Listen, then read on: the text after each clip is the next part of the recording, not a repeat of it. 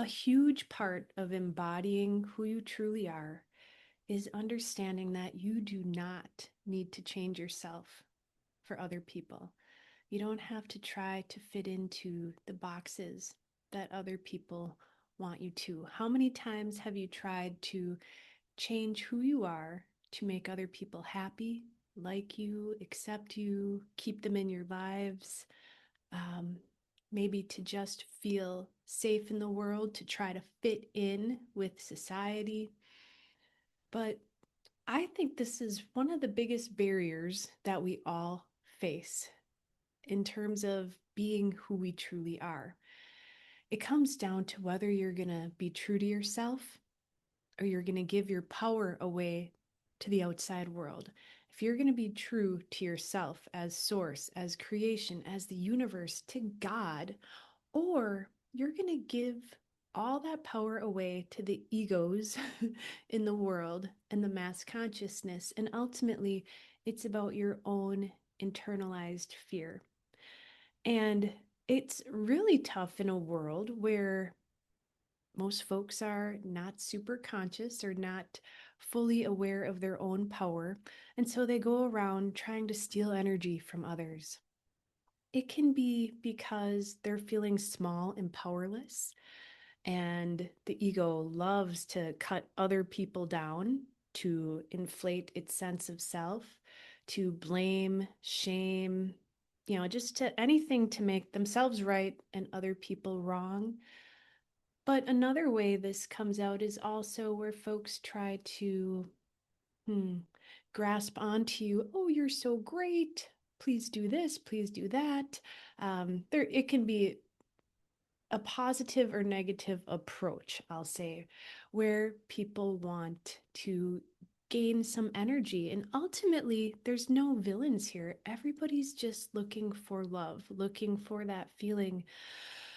If you want to take a breath with me and feel your own presence right through your heart center, you have access to all the love, all the light, all the power in creation. You're an eternal being. But of course, this is where we forgot. And for myself, I find this very important because, years and years ago, I went through and I weeded out all this garbage in my life. A lot of relationships that I was saying yes when I wanted to say no. I wasn't enjoying certain things anymore, but I was still doing it. Why? Because of familiarity, because we let go of the known. What if nothing comes in? And even the energy tangos with people, even if it's not a real smooth thing, it still gives you a sense of connection. People will pick a fight just so they can feel close to other people. But being true to yourself, your unique expression, who you are, having that in the world is a gift. That's a gift that first you give to yourself and then you give to the world. I'll use myself for example. I've been making these videos on YouTube for a good 5 years now. So hundreds of videos. I've got tens of thousands of views on my meditations on Insight Timer. I've taught hundreds, maybe thousands of classes, workshops, and all throughout that, people, Kathy, you talk too fast. You talk too slow. You should bring your energy down. You should elevate your energy. Hey, Kathy, I wish you would not explain so much, but tell it in a story. I really liked you better with your long hair. I liked you better with short hair. Why'd you cut your hair? What, you're too big, you're too small, you're too loud, you're too blah, blah, blah. This is the world we live in. And it's very in my face because I've become very open and expressive with a lot of people. But even if you haven't, you still feel it and you still react because we are intuitive witches, are we not? A term I use with a little chuckle. But we feel these judgments that come off of people.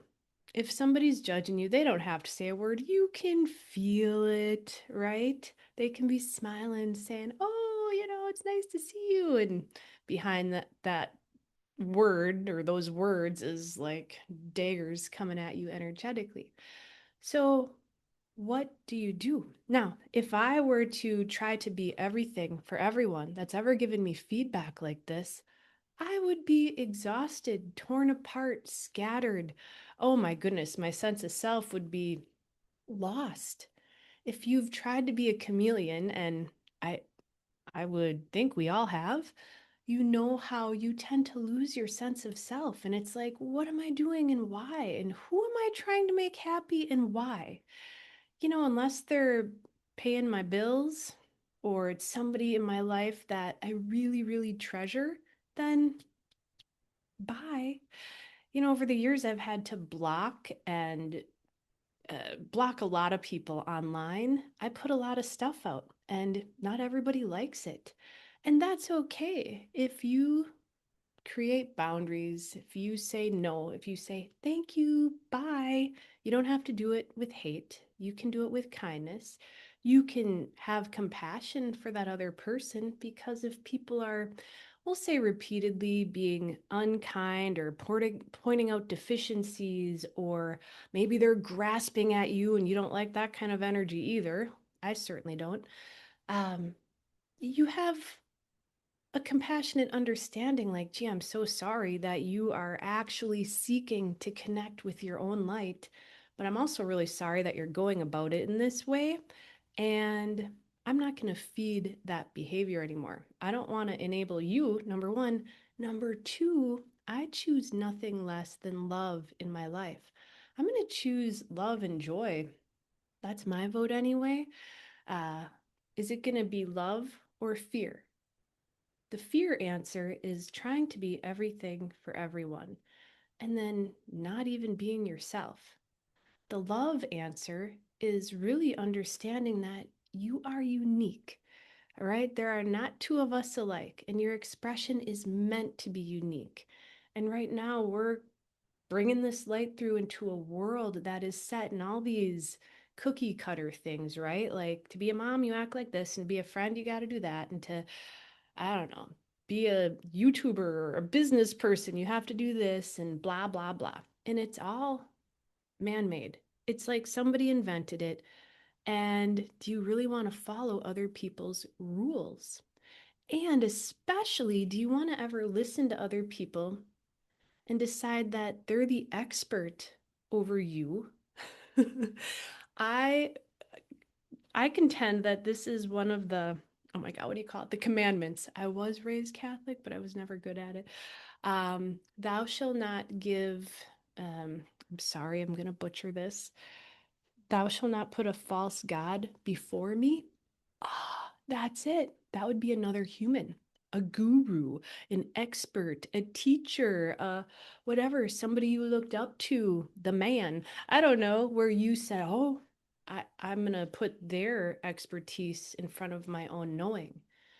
And going back to, over the years, me weeding this out, every so often I have to go through my own landscape and be like, where am I subtly giving away my power, my expression, my sense of, damn, you know what? I'm perfect as I am.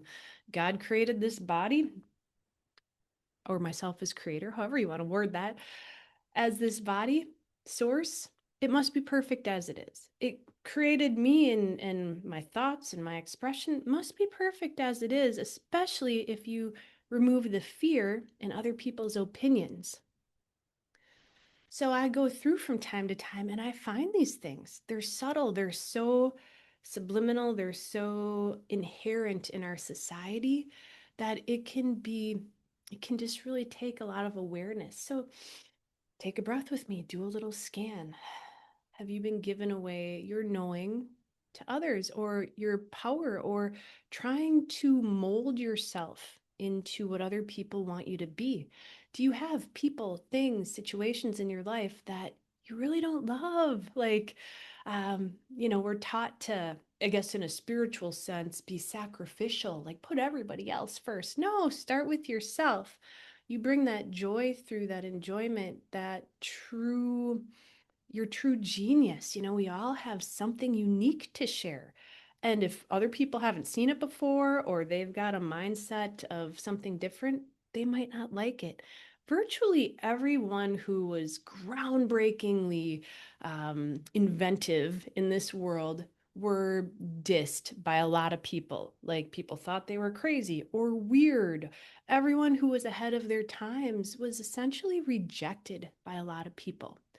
So I contend that our ability to deal with people's rejection or opinions or negativity or wanting us to be different than we are, our ability to take a breath and connect with our own heart and say no is imperative.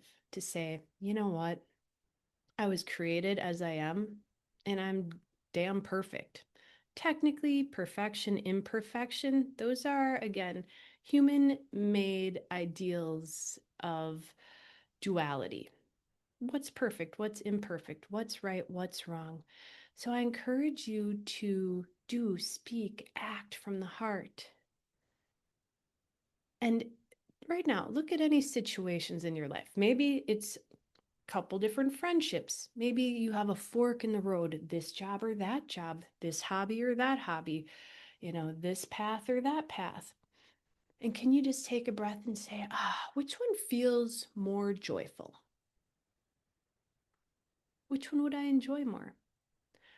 And which one do I think I should do? This is where the mind's it's so familiar to us, these knee-jerk kind of patterns of choosing, deciding, thinking. For me, I find more and more and more there's so much subtlety here. The other thing I would encourage you not to do is, or maybe take a little scan right now in your life and see if you're doing this. Are there people that have been subtly cutting you down, sort of chipping away at your sense of self, at your sense of how beautiful and perfect you are? Now, hopefully you've weeded, your garden and it's the soil's all nice and fertile. But if you haven't, take a look at that. You want people that fan your flames, that love you just as you are, that just support and encourage you. If there's any of those other relationships in your life, then it warrants taking a look at. And how do I want to address this? Do I want to address it head on and say, it seems like you don't really like a lot of stuff I do, or it seems like whatever I give you, it's never enough. Like you're always dissatisfied with me. I've had a lot of those discussions, and the more and more I got comfortable having them, how do I put this? It's almost like the necessity to have them went away, because more and more and more from the get-go, with people, I became open and honest and like, well, if you don't like that, this is what I do. Yeah, I'm not into that. This is what I do. You become very blunt about, here's who I am. Take it or leave it, man. Let the cards fall where they may. And it's wonderful because it will just deter the people that don't really resonate with you, that have, either want something from you or want to project something onto you. And the one of the biggest challenges with this, if you have this anywhere in your life, is that there's a tendency, an old pattern again, of safety, of comfort, of control, to shut down, to withdraw. And when we withdraw, we're no longer in our clarity, in our radiance, in our essence, in our expressiveness. So please don't let anyone take your power, take your light, shut you down. Don't change. Be yourself, be true to yourself, and know that putting yourself first in every case is ideal. Not meaning you're going to step on other people, but when you're looking at a situation, the old habit would be, how does this person feel about me? The mind instantly goes external and tries to keep you safe by, and not just your mind, I'll say your energy field as well. And it's assessing the other person's judgments and filters and energies. And then it's going to come back and say, okay, we're going to change like this. So they like how we look and how we move. Oh, okay, we're going to stay safe. So thank you, mind. Good job. Great job. Thanks for trying to keep me safe, But what if we take a breath and say, no, let's start with this. How do I feel? How do I want to act? Who do I want to be? What do I want to do? What do I want to express? Let's pretend they don't exist. Really, just erase them for a moment and be ourselves. And what would that look like? What would I do? What would I say yes to, say no to? So, this video today is just to encourage you to be yourself, and not a self that you have to think about up here. It's like follow the joy, follow the excitement, follow what feels good. If you don't feel like being around certain people, there's probably a reason for that. And you have the right to delete, block, whatever, whoever you want, especially in this day and age with social media. If somebody you don't like the energy they're bringing, block them. You don't ever have to talk to them again. Now, if it's your spouse or your family member, sit down and have a heart to heart and share how you're feeling. If you speak from the heart, it's either going to go wonderfully, or at times it might collapse something that, maybe they're meant to go off in another direction for a little while and have their own experiences. Maybe you're meant to disengage the old magnetics of your relationship that have held things into a certain way for a while. I've had this with many people in my life where then, give it 6 months or a year, we come back around and we have a whole new relationship. So please connect with your heart, be true to yourself, and don't change a thing for other egos. Thank you for joining me. Namaste.